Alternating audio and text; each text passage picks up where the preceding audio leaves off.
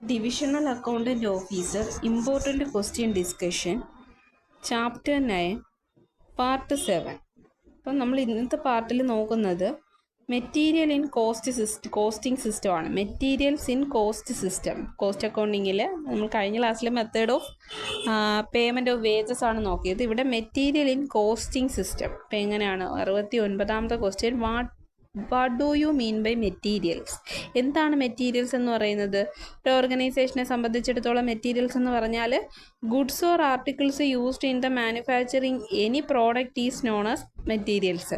അപ്പോൾ എന്താണ് ഒരു പ്രോഡക്റ്റ് പ്രൊഡ്യൂസ് ചെയ്യാൻ വേണ്ടി അല്ലെങ്കിൽ മാനുഫാക്ചർ ചെയ്യാൻ വേണ്ടി ഉപയോഗിക്കുന്ന ഗുഡ്സുകളെയും ആർട്ടിക്കിൾസിനെയാണ് എന്തെന്ന് പറയുന്നത്? മെറ്റീരിയൽസ് എന്ന് പറയുന്നത്.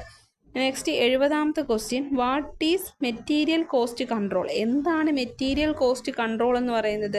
Material cost control is control of cost of material by eliminating the wastages in purchasing, storing and pricing the issue of materials to the department or cost center. അപ്പം നമ്മൾ വാങ്ങിക്കുന്ന ഗുഡ്സിൻ്റെ ആർട്ടിക്കിൾസിൻ്റെയൊക്കെ അതൊക്കെ എന്താ? മെറ്റീരിയൽസ് ആണ്. അതിൻ്റെയൊക്കെ എന്താണ്? എലിമിനേറ്റിംഗ് ദ വേസ്റ്റേജസ് ഒക്കെ കുറച്ചുകൊണ്ട് പർച്ചേസ് ചെയ്യാനും സ്റ്റോർ ചെയ്യാനും അതിൻ്റെ പ്രൈസ് ഇഷ്യൂ ഓഫ് മെറ്റീരിയൽസ് ഒക്കെ ഓരോ ഡിപ്പാർട്ട്മെൻറ്റും അല്ലെങ്കിൽ അതിൻ്റെ കോസ്റ്റ് സെൻറ്റേഴ്സുമാണ് അത് കൺട്രോൾ ചെയ്യേണ്ടത്.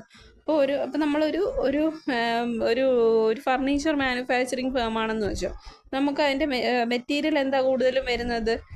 ഇപ്പം വുഡാണ്, തടിയാണ്. അപ്പോൾ തടി നമുക്ക് എന്ത് ചെയ്യാം? തടി എന്ന് പറയുന്ന മെറ്റീരിയലാണ്. ആ മെറ്റീരിയൽ നമുക്ക് എന്ത് ചെയ്യാൻ പറ്റും? മെറ്റീരിയൽ നമുക്ക് കോസ്റ്റ് ഉണ്ട്, അത് നമുക്ക് കൺട്രോൾ ചെയ്യാം. ആ കോസ്റ്റിനെ നമുക്ക് കൺട്രോൾ ചെയ്യാം. അതിൻ്റെ വേസ്റ്റേജസ് കുറയ്ക്കാം. അപ്പോൾ ചീകി മിനുക്കുന്ന സമയത്തൊക്കെ നമുക്ക് അതിൻ്റെ വേസ്റ്റേജ് കുറയ്ക്കാൻ പറ്റും. അതിനെ സ്റ്റോർ ചെയ്യാം. പർച്ചേസ് ചെയ്യുന്നതും എല്ലാം എന്താണോ കോസ്റ്റ് സെൻറ്റേഴ്സ് അല്ലെങ്കിൽ ഓരോ ഡിപ്പാർട്ട്മെൻറ്റാണ്. അപ്പോൾ അവരെ ഉപയോഗിച്ചുകൊണ്ട് നമുക്ക് അതിൻ്റെ മെറ്റീരിയലിൻ്റെ കോസ്റ്റ് കൺട്രോൾ ചെയ്യാം. Next 71, the material cost control aims at keeping the material cost within responsible time, budget are standard. അപ്പം മെറ്റീരിയൽ കോസ്റ്റ് കൺട്രോളിൻ്റെ എയിം എന്താണ്? അവരുടെ ലക്ഷ്യം എന്താണ്?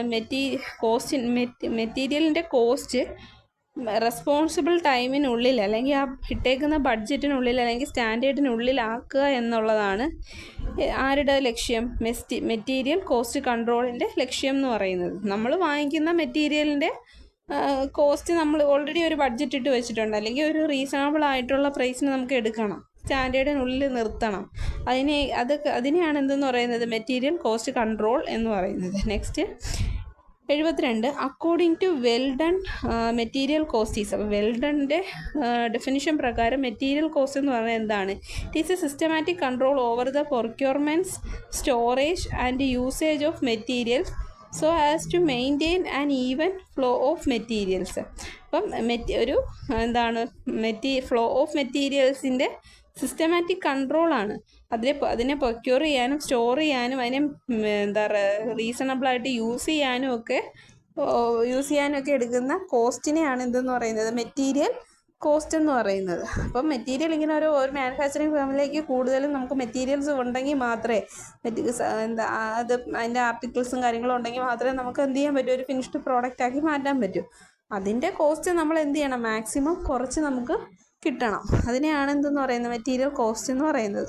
73, material cost is divided into 2. Material കോസ്റ്റിനെ രണ്ടായിട്ട് ഡിവൈഡ് ചെയ്തിട്ടുണ്ട്. Direct and indirect material cost നമ്മൾ കഴിഞ്ഞ ക്ലാസ്സുകളിലൊക്കെ ഡിസ്കസ് ചെയ്തിട്ടുള്ളതാണ്. Direct and indirect material cost. 74, what is direct material cost? എന്താണ് direct material cost? The cost is manufactured which can be clearly traced and identified to a job, product, process, cost center or cost unit. It is the cost of material used for specified product or services. ഇപ്പോൾ direct material cost എന്ന് പറഞ്ഞാൽ എന്താണ്? ഒരു finished പ്രോഡക്റ്റിൽ നിന്ന് നമുക്ക് clear ആയിട്ട് trace ചെയ്യാൻ പറ്റുന്ന അല്ലെങ്കിൽ ഐഡൻറ്റിഫൈ ചെയ്യാൻ പറ്റുന്ന കോസ്റ്റുകളെയാണ് മെറ്റീരിയൽ കോസ്റ്റ് എന്ന് പറയുന്നത്. അതിലുപയോഗിച്ചിരിക്കുന്ന പ്രോഡക്റ്റ് ആയിരിക്കാം, പ്രോസസ്സ് ആയിരിക്കാം, ആ കോസ്റ്റ് സെൻറ്ററിലോ കോസ്റ്റ് യൂണിറ്റിലോ ഉണ്ടാവുന്ന. അപ്പോൾ എന്താണ്?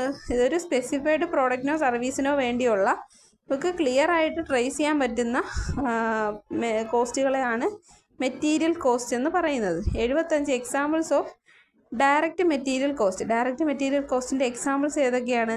ടിമ്പർ ഇൻ ദ വുഡ് ഫർണിച്ചറിൽ ഉപയോഗിച്ചിരിക്കുന്ന തടി. ഗോൾഡ് ഇൻ ജുവലറിയിലെ ഗോൾഡുകൾ. Sugarcane in sugar. Leather in ഒരു ഷൂവിനകത്ത് വരുന്ന ലെതർ. പേപ്പർ ഇൻ ബുക്കിനകത്ത് വരുന്ന പേപ്പേഴ്സ്. ക്ലോത്ത് ഇൻ ഗാർമെൻസിനകത്തിരിക്കുന്ന ക്ലോത്ത്. ഇതൊക്കെ എന്താണ്? ഡയറക്റ്റ് മെറ്റീരിയൽ കോസ്റ്റിൻ്റെ എക്സാമ്പിൾസ് ആണ്. Next, what is indirect material? എന്താണ് indirect material? Material which can be identified or traced to a job, product, process, cost centre or cost unit. ഇപ്പോൾ നമുക്കൊരു പ്രോഡക്റ്റിൽ നിന്നും ഡയറക്റ്റായിട്ട് ട്രേസ് ചെയ്യാൻ പറ്റാത്ത കോസ്റ്റുകളെയാണ് എന്തെന്ന് പറയുന്നത്? ഇൻഡയറക്റ്റ് മെറ്റീരിയൽ കോസ്റ്റ് എന്ന് പറയുന്നത്. 77 നമുക്ക് അതിൻ്റെ എക്സാമ്പിൾസ് നോക്കാം. Examples for indirect material cost. If the wooden furniture manufacturing unit the cost is nil. അതായത് ഒരു വുഡൻ നൈലിൻ്റെ, ആണിയുടെ കോസ്റ്റ്, ഒരു ഫർണിച്ചർ മാനുഫാക്ചറിങ് ഫേമാണ്. അവിടെ എന്താണ്? വുഡിൻ്റെ നമ്മൾ എവിടെ എടുത്തു? ഡയറക്റ്റ് മെറ്റീരിയൽ കോസ്റ്റിലെടുത്തു. അത് ഈ ഫർണിച്ചർ മാനുഫാക്ചർ ചെയ്യുന്നതിന് വുഡ് മാത്രം പോരല്ലോ, ആണികളൊക്കെ വേണം, നെയിൽ. അപ്പോൾ ആ നെയിലെന്ന് പറയുന്നത് എന്താണ്? ഇൻഡയറക്റ്റ് മെറ്റീരിയലാണ്.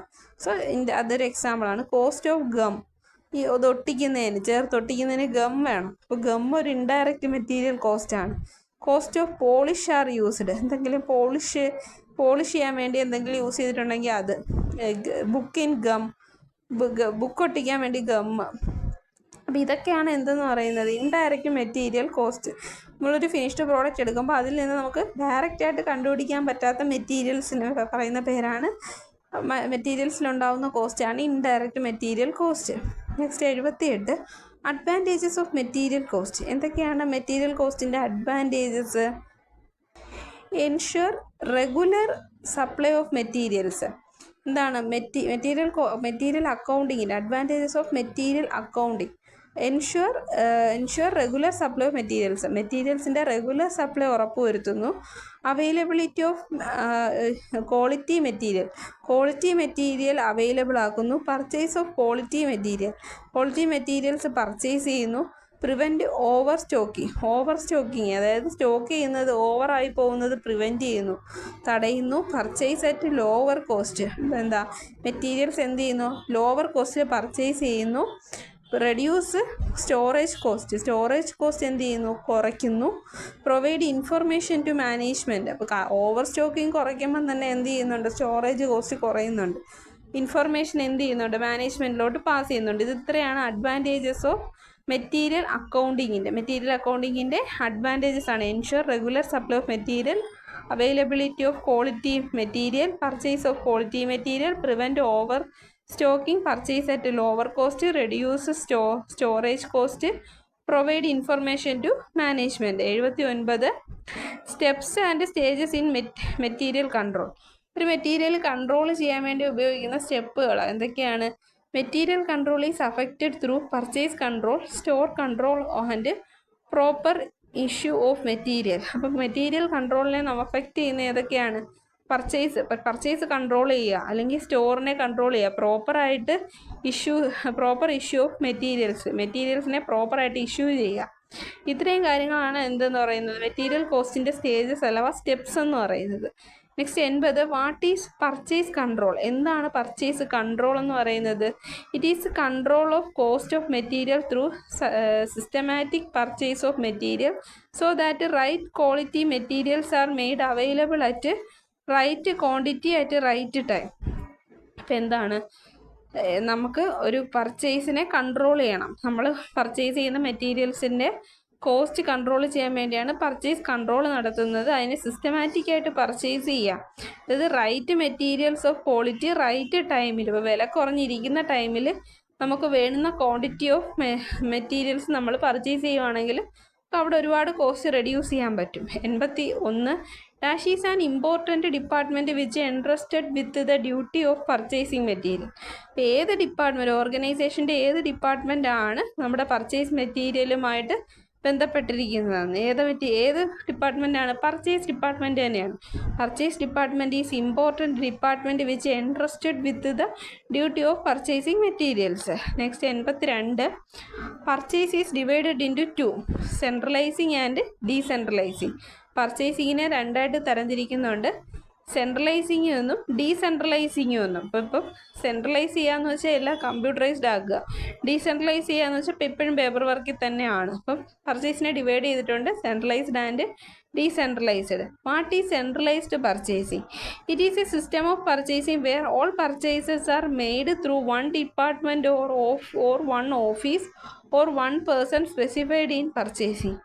അതായത് ഒരു പേഴ്സൺ ഉപയോഗിച്ചുകൊണ്ട് ആ ഒരു പേഴ്സൻ്റെ ഡിപ്പാർട്ട്മെൻറ്റിലേക്കോ ഒരു ഓഫീസിലേക്കോ പർച്ചേസ് ചെയ്യുന്നതിനെയാണ് എന്തെന്ന് പറയുന്നത്? സെൻട്രലൈസ്ഡ്. അവിടെ മാത്രം ഒതുങ്ങുവാണ്, ആ ഒരു ഏരിയയിൽ മാത്രം ഒതുങ്ങിക്കൊണ്ട് പർച്ചേസ് ചെയ്യുന്നതിനെയാണ്, ആ ഒരു ഡിപ്പാർട്ട്മെൻറ്റിലോ ആ ഒരു ഓഫീസിലോ ഒതുങ്ങിക്കൊണ്ട് പർച്ചേസ് ചെയ്യുന്നതിനെയാണ് സെൻട്രലൈസ്ഡ് പർച്ചേസിങ് എന്ന് പറയുന്നത്. What is decentralised purchasing? when the purchases